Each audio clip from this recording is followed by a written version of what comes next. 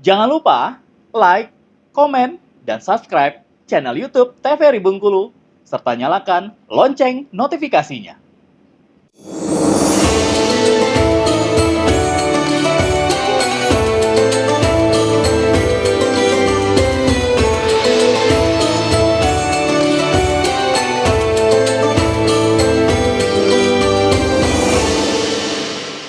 Terima kasih pemirsa masih setia bersama kami di Mutiara Kolbu. Kita masih membahas mengenai Isra Mi'raj Nabi Muhammad SAW 1446 Hijriah bersama Ustadz Junaidi Hamzah dan ibu-ibu dari Majelis Taklim An-Naba. Mungkin kita bisa lanjutkan ke sesi tanya jawab Pak Ustadz ya? Bu, ada lagi Bu yang ingin ditanyakan Bu? Iya, silakan. Warahmatullahi wabarakatuh. Waalaikumsalam warahmatullahi wabarakatuh. Saya Ibu Aini mau bertanya Pak Ustadz. Ya Bu. Apa dampak peristiwa Isra Mi'raj bagi perkembangan Islam? Oke. Baik ya, boleh dijawab langsung Pak Oke. Ustadz? Waalaikumsalam. Assalamualaikum warahmatullahi wabarakatuh. Ya, waalaikumsalam. Apa dampak dari peristiwa Isra Mi'raj bagi Perkembangan Islam.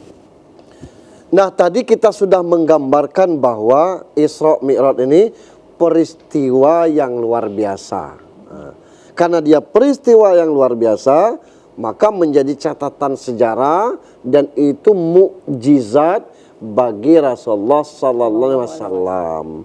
Karena kita ini baru bisa menembus bumi sampai ke bulan.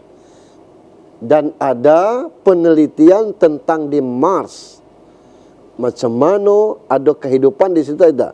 Nah, yang ke bulan juga kita harus bawa dari bumi ini bentuknya. Dan ternyata di bulan itu kita tidak bisa hidup seperti ini. Seperti sekarang. Nah, sampai ke bulan itu saja itu belum terbentuk langit, belum sampai ke langit. Kalau kita nengok bintang yang terbesar itu, kata ahli kimia, astronomi, itu 7 kali lipat besarnya dari bumi. Itu bintang itu. Saking kejauhnya langit. Nah, itu di atas itu lagi. Nah, apa implikasi, imbas bagi perkembangan Islam? Nah, ini Allah ingin menggambarkan kekuasaannya, maka ada tantangan kepada kita. Ya ma'syaral jin wal ins, ini stata'tum antan puzu min aktoris samawat panfuzu la tanfuzna illa bisultan. Wahai bangsa jin dan manusia, sanggup kamu menembus penjuru langit atau bumi, tembuskanlah.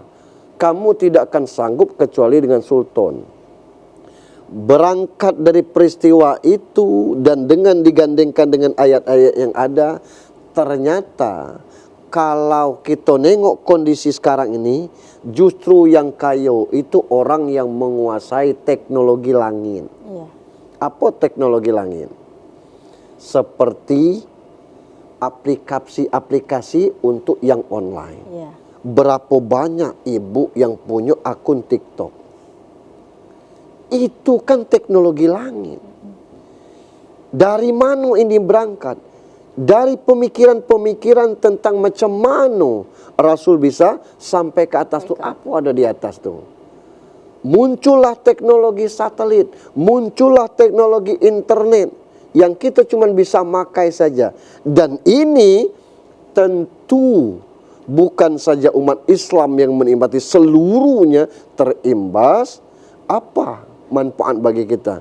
Sekarang ini kalau kita tidak mampu beli buku, kita bisa download. Ada yang e-book free, buku dalam bentuk internet, elektronik. Kita bisa baca. Dulu kalau kita nak hafal hadis, beli dulu buku hadis. Sekarang ini Sahih Bukhari, Sahih Muslim, Kutubus Sittah, itu bisa kita download secara free. Dan ada orang yang mensedekahkan. Nah, ini kan bentuk dari perkembangan dari teknologi yang luar biasa akibat dari pemikiran. Macam mana Nabi bisa sampai ke situ? Apa yang bisa kita buat untuk itu? Nah, kemudian berikutnya yang tentang kewajiban kita umat Islam tentang sholat ini.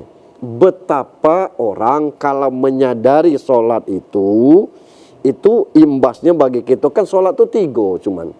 Ada gerakan, ada bacaan, ada ingatan.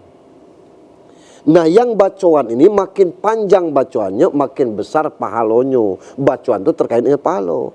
Maka kalau sembahyang subuh, tolong jangan baca surat Al-Ikhlas, Qul huwallahu ahad. Ngapo? Rugi. Malaikat malam belum balik, malaikat siang lah sampai. 2 malaikat ini mencatat orang yang itulah makanya ada gerakan subuh berjamaah, ada gerakan barokah subuh yang ngasih sedekah di waktu subuh. Karena 2 malaikat ini mencatat itu. Kalau bisa kita ke masjid itu bawa uang 2.000 jadilah.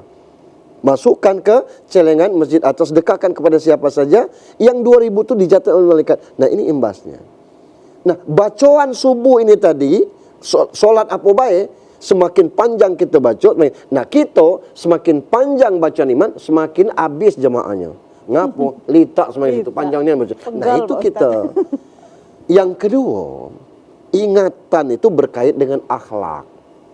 Karena ngapo? Saat sholat diminta kepada kita tumak nina, itu pelan-pelan. Yang berikutnya khusyuk. Khusyuk itu artinya fokus kepada Allah. Ada kan orang sholat, Allahu Akbar, iko rekaan keberapa? 4 apa? 3 tadi. Ngapo? Tidak fokus itu. Ingatannya lari daripada perbuatan sholat. Maka imbas daripada ingatan ini menuju kepada akhlak. Ada orang rajin sholat, tapi rajin pula ngupe. Ada orang rajin sholat, tapi rajin pula berbuat riba. Macam-macam bentuknya. Apa yang salah? Dari sisi ingatannya. Sebab Allah sudah ukur, inna sholata tanha anil fahsya'i wal munkar. Sholat ini kalau benar itu pasti mampu mencegah pelakunya dari perbuatan keji dan mungkar itu. Baik terkait kepada manusia ataupun kepada makhluk yang lainnya. Itu. Jelas, Bu? Iya, boleh nanti kita lanjutkan lagi Pak Ustadz. Boleh, Masih ada satu sesi lagi. Pemirsa TVRI Bengkulu, Mutiara Kolbu akan kembali lagi setelah jeda iklan berikut ini. Tetaplah bersama kami.